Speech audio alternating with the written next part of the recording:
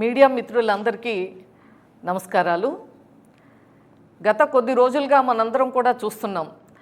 ముఖ్యంగా మన దేశ రాజధాని ఢిల్లీలో విద్యార్థుల నీట్ పరీక్షల పేరుతో వారిని అడ్డం పెట్టుకొని రాహుల్ గాంధీ కానీ, ఆప్ కానీ, కమ్యూనిస్టులు కానీ, కాంగ్రెస్ పార్టీ నాయకులు చేస్తున్నటువంటి హంగామా, వాళ్ళని ఒక రాజకీయంగా ఒక అరాచకం సృష్టించేటువంటి కార్యక్రమాలు కానీ, ఒక ప్రతిపక్ష నాయకుడిగా ఒక బాధ్యత ఉన్నటువంటి పదవిలో ఉన్నటువంటి రాహుల్ గాంధీ వెళ్ళి ప్రధానమంత్రి ఇంటి ముందర ధర్నా చేయటం లాంటి ఒక విచిత్రమైనటువంటి చేష్టలు చూస్తూ ఉంటే ఈరోజు ఏ రాజకీయ పార్టీలకైతే భవిష్యత్తు లేదని భావిస్తున్నాయో, ఏ రాజకీయ పార్టీలైతే ఎన్నికలు జరిగినప్పుడు ప్రజలు తిరస్కరించబడుతున్నారో వారందరూ కలిసి ఈరోజు నీట్ ఎగ్జామ్స్ పేరు మీద వారు చేస్తున్నటువంటి రాజకీయం చాలా దురుద్దేశం.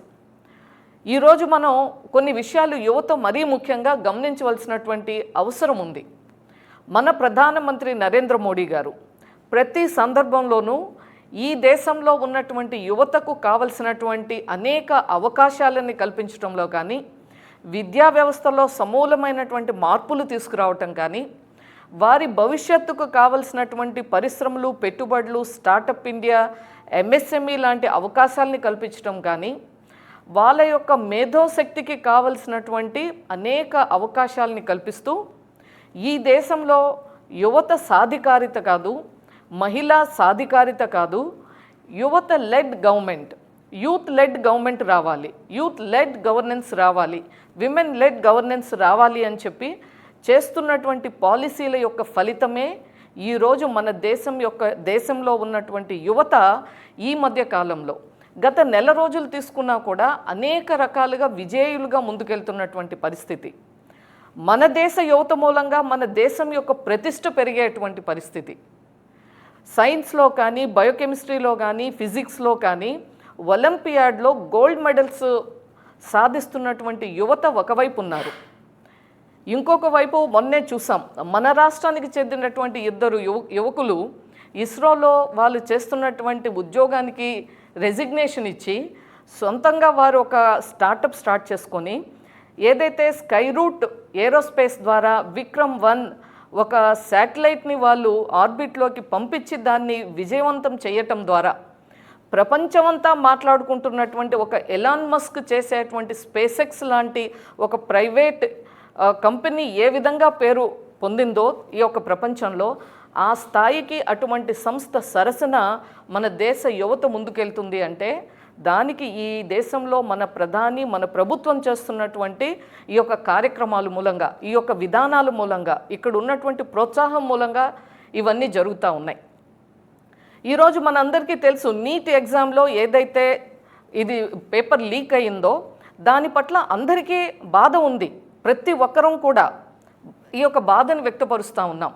విద్యార్థులకు కానీ, విద్యార్థుల కుటుంబ సభ్యులకు కానీ, విద్యార్థుల యొక్క తల్లిదండ్రులకు కానీ మా యొక్క సానుభూతిని తెలియజేస్తూ ఉన్నాం. ఇది జరగకుండా ఉండవలసిందే, ఇటువంటివి జరగకూడదు. కానీ దురదృష్టవశాత్తు జరిగినప్పుడు ఆ యొక్క ప్రభుత్వం ఏ విధంగా రెస్పాండ్ అయ్యి ఆ యొక్క సమస్యకి సొల్యూషన్ ఏ విధంగా తీసుకొచ్చింది అనేటువంటిది మనం గమనించాలి. గతంలో అనేక సందర్భాల్లో జరిగాయి. మీరు ఉదాహరణకి ఈ గగ్గోలు పెడుతున్నటువంటి ఈ రాజకీయ పార్టీలు ఎవరైతే ఉన్నారో, ఆప్ కానీ, కాంగ్రెస్ కానీ, కమ్యూనిస్టులు కానీ, అలాగే యూపీఏ గవర్నమెంట్ టైంలో కానీ, 2004, 2014 సందర్భంలో కానీ ఆయా రాష్ట్రాల్లో అనేక సందర్భాల్లో పేపర్స్ లీక్ అయ్యాయి. అవి వేరు ప్రశ్నాపత్రాలు. ఇక కేరళలో అయితే కమ్యూనిస్టు పార్టీ ముఖ్యమంత్రి విజయ్ పన్రాయ్ ఉన్నప్పుడు స్టేట్ గవర్నమెంట్ ఎంప్లాయీస్కి సంబంధించినటువంటి ఒక టెస్ట్ కండక్ట్ చేస్తే ఎస్ఎఫ్ఐ ఆధ్వర్యంలో క్వశ్చన్ పేపర్లు, ఆన్సర్ పేపర్లు కూడా ఇచ్చి ఆ యొక్క మీరు ఫిలప్ చేసి పట్టుకురండి అని చెప్పి కలెక్ట్ చేసి వారికి ఉద్యోగాలు వచ్చేటువంటి విధంగా చేసిన సందర్భాల్ని మనం చూసాం. బెంగాల్లో చూసాం, పంజాబ్లో ఎక్కడైతే ఇప్పుడు ఆప్ ఉందో వారు ఈ మధ్య కాలంలో జరిపినటువంటి కొన్ని ఎంట్రన్స్ టెస్టుల్లో కూడా ఈ యొక్క పేపర్ లీక్స్ చూసాం. గతంలో అనేక సందర్భాల్లో దిగ్విజయ్ సింగ్ ముఖ్యమంత్రిగా ఉన్నప్పుడు మధ్యప్రదేశ్లో అనేక సందర్భాల్లో జరిగింది. అలాగే కాంగ్రెస్ పార్టీ ముఖ్యమంత్రి ఆ రోజు అశోక్ గెహ్లాట్ రాజస్థాన్ ముఖ్యమంత్రిగా ఉన్నప్పుడు అక్కడ కూడా ఇదే విధంగా ప్రశ్నాపత్రాలు లీక్ అయినటువంటి సందర్భంగా ప్రియాంక గాంధీ మాట్లాడారు. ఇది మేము స్టేట్ గవర్నమెంట్ కానీ మేము చేయవలసినటువంటి కార్యక్రమాలు అన్నీ చేశారు, they have tried that best అని చెప్పారు. అయినప్పటికీ కూడా ఇది దేశంలో అనేక రాష్ట్రాల్లో జరుగుతూ ఉంది, ఇది జాతీయ సమస్య అని చెప్పి ఆమె మాట్లాడినటువంటి సందర్భం ఎవరు మర్చిపోలేదు ఈ దేశ ప్రజలు. కానీ ఈరోజు జరిగిన వెంటనే మీ అందరికి కూడా ఒక క్రొనాలజీ తెలియాలి, ముఖ్యంగా యువత తెలుసుకోవాలి. ఎందుకంటే ఇవాళ సోషల్ మీడియాలో కొద్దిమంది దీని మీద ఒక నెగిటివ్ క్యాంపెయిన్ చేస్తూ ఉన్నారు. మే 3వ తారీఖున నీట్ ఎగ్జామ్ జరిగింది. జరిగిన వెంటనే మనకు మే 7వ తారీఖున అంటే 3 రోజుల తరువాత ఈ యొక్క నేషనల్ టెస్టింగ్ ఏజెన్సీ ఉంది, ఎన్టీఏ అంటారు, ఎన్టీఏకి సమాచారం వచ్చింది కొన్ని దగ్గర ప్రశ్నాపత్రం లీక్ అయ్యింది అని చెప్పి. ఆ వెంటనే ఒక గ్రూప్ ఆఫ్ స్పెషల్ ఆఫీసర్స్తో ఒక గ్రూప్ పెట్టి ఎస్ఓజీకి వారికి ఒక కేసు బుక్ చేసి దాని మీద ఎంక్వైరీ జరపాలి అని చెప్పి మే 8వ తారీఖున వెంటనే మే 3 ఎగ్జామ్ జరిగితే మే 8కే ఎంక్వైరీ వేయటం జరిగింది. మే 12వ తారీఖున ఈ యొక్క నీట్ ఎగ్జామ్ని రద్దు చేస్తున్నాము అని చెప్పి అఫీషియల్గా చెప్పడం జరిగింది. మే 15వ తారీఖున ధర్మేంద్ర ప్రధాన్ గారు ప్రెస్ మీట్ పెట్టి క్షమాపణలు చెప్పి ఇది జరగకూడదు అని చెప్పి వారి యొక్క విచారాన్ని వ్యక్తపరిచి నీట్ ఎగ్జామ్ని రద్దు చేస్తున్నాం కాబట్టి మళ్ళీ రీనీట్ ఎగ్జామ్ అతి త్వరలో పెడతాము అని చెప్పి జూన్ 21వ తారీఖున మళ్ళీ రీనీట్ ఎగ్జామ్ పెట్టడానికి డేట్ను కూడా అనౌన్స్ చేయటం జరిగింది. ఆ తర్వాత జూన్ 21వ తారీఖున మనందరికీ తెలుసు చాలా ప్రశాంతమైనటువంటి వాతావరణంలో పకడ్బందీగా రీనీట్ ఎగ్జామ్ జరిగింది. మల్టీ ఎన్క్రిప్టెడ్ ఫార్మాట్లో కంప్యూటర్ బేస్డ్ టెస్ట్ చేయటం జరిగింది, ఎగ్జామ్ జరపడం జరిగింది. దీని మూలంగా ఎటువంటి అవకాశం లేకుండా ఎటువంటి అవకతవకలకి జరగకుండా ఈ యొక్క ఎగ్జామ్ని కండక్ట్ చేయటం. ఆ తర్వాత మొన్న జూలై 16వ తారీఖున ఫలితాలు రావటం, విద్యార్థులందరూ కూడా చాలా సంతోషంగా వాళ్ళ నెక్స్ట్ లెవెల్ వాళ్ళ కెరియర్కి కౌన్సిలింగ్ కానీ యూనివర్సిటీస్ కానీ వాళ్ళ యొక్క అడ్మిషన్స్కి సంబంధించి వీరందరూ కూడా ఈవేళ ఆ యొక్క పరిస్థితిలో ఉన్నారు. దురదృష్టం జరిగింది, కానీ ప్రభుత్వం కూడా వెంటనే రెస్పాండ్ అయ్యి దానికి ఒక నైతిక బాధ్యత వహించి ఇవన్నీ కూడా కార్యక్రమాలు చేసింది. ప్రధానమంత్రి గారు అనేక సందర్భాల్లో చెప్పారు, యువత మాకు అత్యంత ప్రయారిటీ ఉన్నటువంటిది ఈవేళ ఈ దేశ యువత గురించి, దేశం యొక్క భవిష్యత్తు గురించి అని. ఈ యొక్క నీట్ ఎగ్జామ్సే కాదు, రాబోయే కాలంలో ఏ ఎగ్జామ్ అయినా సరే దాన్ని పారదర్శకంగా చాలా స్ట్రిక్ట్గా మేము జరుపుతాము అని చెప్పటం జరిగింది. ఇప్పటికే సిబిఐ ఎంక్వైరీకి ఇచ్చిన తర్వాత ఈ యొక్క నీట్ ఎగ్జామ్ పేపర్ లీక్లో ఎవరైతే బాధ్యులు ఉన్నారో వాళ్ళని 13 మందిని ఇప్పటికే అరెస్ట్ చేశారు సిబిఐ వారు. ఎంక్వైరీ జరుగుతుంది. ఇవాళ కూడా ప్రధానమంత్రి గారు దీని మీద స్పందిస్తూ ఫాస్ట్ ట్రాక్ కోర్టులను ఏర్పాటు చేయాలి, వీటికి సంబంధించి మీరు అవసరమైతే ప్రతిరోజు కూడా వాళ్ళని ట్రయల్ చేసి దీన్ని అత్యంత తక్కువ సమయంలో దీని మీద కేసుని నిర్ధారించాలి, దీనికి బాధ్యులు ఎవరైనా సరే ఎంత స్థాయి వారైనా సరే తగిన శిక్ష వెయ్యాలి అని చెప్పి కూడా ఇవాళ చెప్పడం జరిగింది. కానీ ఇవాళ చూస్తున్నాం, నిన్న మొన్న కాంగ్రెస్ పార్టీ మీరు ఇక్కడ ఒక పెద్ద ఫన్నీ ఆస్పెక్ట్ చూడాలి. అంటే ఈ యొక్క కాక్రోచ్ జనతా పార్టీ అని చేసేటువంటి ధర్నా వెనుక ఎవరు ఉన్నారు అనేటువంటిది. నిజంగా నీట్ విద్యార్థులు ఉన్నారా? నీట్ విద్యార్థుల పేరెంట్స్ ఉన్నారా? నీట్ విద్యార్థుల కుటుంబ సభ్యులు ఉన్నారా? లేరు, వాళ్ళు ఎవరు కూడా. ఆ యొక్క స్టేజ్ మీద మొన్న ధర్నా చేస్తే జంతర్ మంతర్లో అక్కడ ఎవరైనా ఈ విద్యార్థులు ఉన్నారా? వాళ్ళందరూ ఎగ్జామ్స్ ప్రిపేర్ అవుతున్నారు గత 45 రోజులుగా. వాళ్ళ ఎగ్జామ్స్ తర్వాత దీని మీద ఉన్నారు, వాళ్ళు నెక్స్ట్ వాళ్ళ భవిష్యత్తు గురించి. వాళ్ళ పేరు మీద ఈరోజు ఈ దేశంలో రాజకీయం జరుగుతూ ఉంది. వాళ్ళ పేరు మీద దేశ విద్రోహ శక్తులు వచ్చి మాట్లాడుతూ ఉన్నారు. కొద్దిమంది మొన్న మాట్లాడిన తీరు చూస్తూ ఉంటే విద్యార్థులు ప్రొటెస్ట్ చేయొచ్చు, విద్యార్థులు అనబడేటువంటి ఎవరైనా సరే ఈ దేశంలో ప్రజాస్వామ్యయుతంగా వారి యొక్క నిరసన తెలియజేయవచ్చు, అసంతృప్తిని తెలియజేయవచ్చు. కానీ లారీ నిండా అక్కడికి రాళ్ళు ఎలా వచ్చాయి? విద్యార్థులకి రాళ్ళు పంపించింది ఎవరు? రాళ్ళు సప్లై చేసింది ఎవరు? వాళ్ళని అక్కడ పోలీస్ వెహికల్స్ని ధ్వంసం చేయటానికి ఎవరు వాళ్ళని ప్రోత్సహించారు? వారి ముసుగులో ఎవరు చేస్తూ ఉన్నారు? ఈవేళ దేశ రాజధానిలో ఈ ఎవరైతే అభిజిత్ గుప్తే అని చెప్తున్నారో అతను గతంలో ఆప్కి ఒక కన్సల్టెంట్ కింద పనిచేశాడు పంజాబ్ ఎలక్షన్స్ సమయంలో. అఫీషియల్గా కూడా గుజరాత్ పేరు మీద ఉన్నటువంటి అకౌంట్ ఇతని పేరు మీదకి బదిలీ అయింది అనేటువంటి వార్తలు కూడా వస్తూ ఉన్నాయి. ఇవాళ దీని వెనుక ఆప్, అలాగే కాంగ్రెస్ పార్టీ, అలాగే కమ్యూనిస్టులు కలిపి ఈ యొక్క ఉద్యమం కృత్రిమంగా వీళ్ళు క్రియేట్ చేసి ఈ యొక్క ప్రభుత్వం మీద ఒక అపకీర్తి తెచ్చేలా, అలాగే ఇక్కడే కాదు దేశ విదేశాల్లో కూడా భారతదేశం పట్ల ఒక నెగిటివ్ ఇది పోర్ట్రే చేసేటువంటి విధంగా వీళ్ళు ఇతర దేశీయులతో కూడా కలిసినటువంటి సందర్భం వాళ్ళు చాలా విచారకరమైనటువంటి సందర్భం ఈ దేశంలో కనపడతా ఉంది.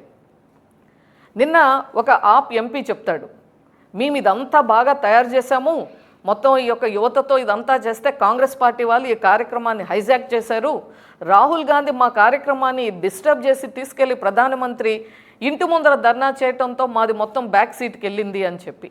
అంటే ఈ ఒక్కటి అర్థమవుతుంది, అంటే వాళ్ళ మధ్యలో ఎక్కడో మళ్ళీ సమన్వయం కుదరలా.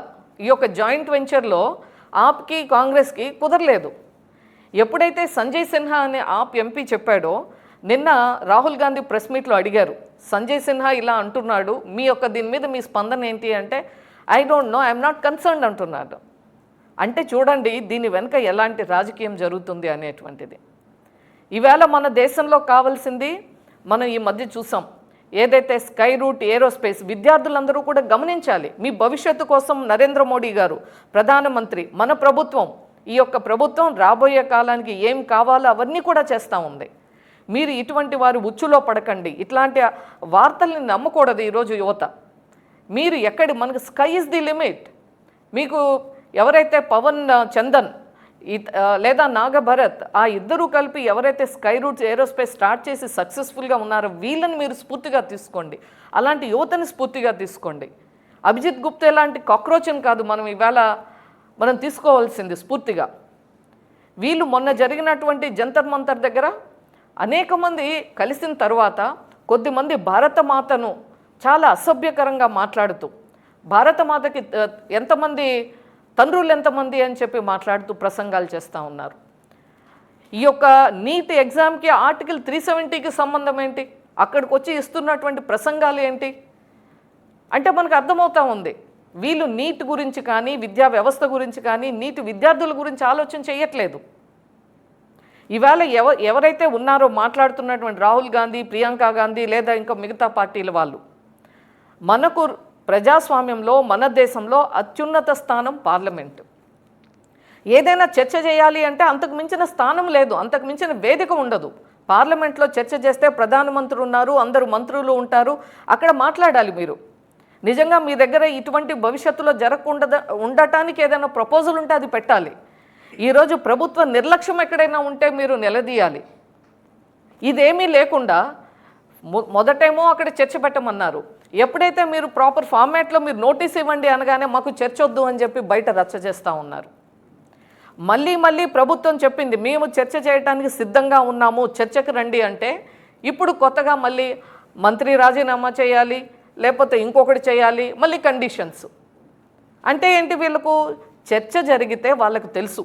ఇవాళ ఏ రాజకీయ పార్టీలు అయితే కాంగ్రెస్ కానీ, కమ్యూనిస్టులు కానీ, ఆప్ కానీ, వీళ్ళు చర్చ జరిగితే వాళ్ళ రాష్ట్రాల్లో, వాళ్ళ ముఖ్యమంత్రులు ఉన్నటువంటి రాష్ట్రాల్లో కానీ గతంలో వారి సమయంలో జరిగినటువంటి అవకతవకలన్నీ బయటకు వస్తాయి.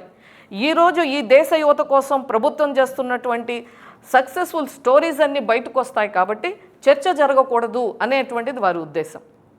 కానీ మీడియాలో చర్చ జరగాలి, ఏదో జరిగిపోయిందనేటువంటి విధంగా ఇక్కడ పోర్ట్రే చేయాలి ఈ దేశంలో. అందుకోసం చర్చకి రాకుండా చేస్తున్నటువంటి యాగిని మనం చూస్తూ ఉన్నాం. మీరు గత నెలలో చూడండి, రాహుల్ గాంధీ ఎప్పుడు విదేశీ పర్యటనలో ఉంటాడు, అప్పుడప్పుడు ఇండియా వస్తుంటాడు. మనకి జూన్ 22 నుంచి జూలై 14 దాకా విదేశాలకు వెళ్ళాడు. ఆ సమయంలో బయటకు వెళ్ళినప్పుడు అక్కడ ఉన్నటువంటి జార్జ్ సోరెస్ లాంటి వ్యక్తుల్ని కలవటం, వాళ్ళ ద్వారా ఇవన్నీ కూడా ఇక్కడ మన దేశంలో కూడా పక్క దేశాల్లో గత సంవత్సరం 2 సంవత్సరాల్లో విన్నాం. డీప్ స్టేట్ ప్లే గురించి వింటూ ఉన్నాం. యువత మరీ ముఖ్యంగా తెలుసుకోవాలి, ఎందుకంటే సోషల్ మీడియాలో ఇట్లాంటివి ఎక్కువగా వస్తూ ఉన్నాయి. పాజిటివ్ న్యూస్ కన్నా ఇలాంటివి ఎక్కువ తొందరగా వ్యాపించేటువంటి ప్రమాదం ఉంది. కాబట్టి ఒక శ్రీలంకలో కానీ, బంగ్లాదేశ్లో కానీ, నేపాల్లో కానీ అక్కడ యువత ఏ విధంగా ఫస్ట్ ఒక అలజడి సృష్టిస్తారు, ఆ తర్వాత ప్రధాని కానీ అధ్యక్షుడు ఇంటి ముందు ధర్నాలు చేస్తారు, ఆ తర్వాత అధికార నివాసాలను ముట్టడి చేస్తారు, ఆ తర్వాత ఏదో జరిగిపోయిందనేటువంటి ఒక ఇమోషనల్ డ్రామా క్రియేట్ చేస్తారు. ఆ విధంగా యువతని రెచ్చగొట్టి ఆ యొక్క ప్రభుత్వాలని డీస్టెబిలైజ్ చేసేటువంటి పరిస్థితి ఆ దేశాల్లో తీసుకొచ్చారు. కానీ భారతదేశం అటువంటి వాటికి తలొగ్గదు. ఇక్కడ బలమైనటువంటి పటిష్టమైనటువంటి రాజ్యాంగం ఉంది, అన్నిటికన్నా బలమైనటువంటి నాయకత్వం ఉంది. ఈవేళ చాలా తెలివైనటువంటి యువత ఉన్నారు భారతదేశంలో. కాబట్టి ఇటువంటి రాజకీయ పార్టీలు చేసేటువంటి ఇలాంటి చర్యలకు యువత వారి ట్రాప్ను పడదు. కాబట్టే వీరు ఎన్ని పన్నాగాలు పన్నినా, మొన్న మనకి జంతర్ మంతర్ ఒక ఎగ్జాంపుల్, అక్కడ వారి యొక్క డ్రామా మొత్తానికి అంటే ఎంత క్రియేట్ చేశారు, ఎంత ప్రీ ప్లాన్డ్గా చేశారు. అక్కడ ఈ విధంగా గొడవ చేయాలి, ఇలా చేయాలి, ఈ విధమైన ప్లాన్ చేసినప్పటికీ కూడా అక్కడ వారు సక్సెస్ అవ్వలేదు. కాబట్టే ఈవేళ దీని మీద ఏం చేయాలి, రాజకీయంగా ఇన్వాల్వ్ అయిపోయి ఇప్పుడు మమతా బెనర్జీ వచ్చేసి లేకపోతే ఇతర పార్టీలు వచ్చి మేము మీకు మద్దతు అని వారి రాష్ట్రాల్లో వాళ్ళకి అతిగతి లేదు. ప్రజలు తిరస్కరించారు, వాళ్ళ పార్టీలు ఖాళీ అయిపోతున్నాయి, వాళ్ళ ఎంపీలు పార్టీని వీడిపోతున్నారు. వాళ్ళని అధ్యక్షులుగానే వాళ్ళు బహిష్కరించేటువంటి సమయంలో దిక్కుతోచని స్థితిలో ఈవేళ ఈ కాక్రోచ్ జనతా పార్టీ అని చెప్పి దాని వెనకాల వచ్చి వీరు మద్దతు ఏదైతే ఇవ్వటం మొదలు పెట్టారో ఇది యువతంతా గమనించాలి. ఎందుకంటే యువత, మన దేశ యువత మన దేశ సంపద. ఇవాళ మన మేధోశక్తి, మనకున్నటువంటి సంపద, మనకున్నటువంటి అవకాశాలు ఈవేళ మన సంపద. ఇతర దేశాల నుంచి కూడా మన దేశం వైపు పెట్టుబడులు పెడితే ఇక్కడ అవకాశాలు ఉన్నాయని చెప్పి విదేశీయులు మన దేశం వైపు చూస్తున్నటువంటి పరిస్థితి ఈరోజు. ఆత్మనిర్భరత పేరుతో ఈవేళ వికసిత్ భారత్ 2047 అంటే మనం ఏదో నినాదం కాదది, అదొక పాలసీ, అదొక విజన్, అదొక రియాలిటీ. కాబట్టి రాబోయే 20 సంవత్సరాల్లో యువత ముందుకెళ్తేనే భారతదేశం భవిష్యత్తు. చాలా దేశాల్లో ఈవేళ యువత లేక, అంటే సంపద లేక, ఒక హ్యూమన్ రిసోర్సెస్ లేక ఇబ్బంది పడుతున్నటువంటి అనేక దేశాలు ఉన్నాయి.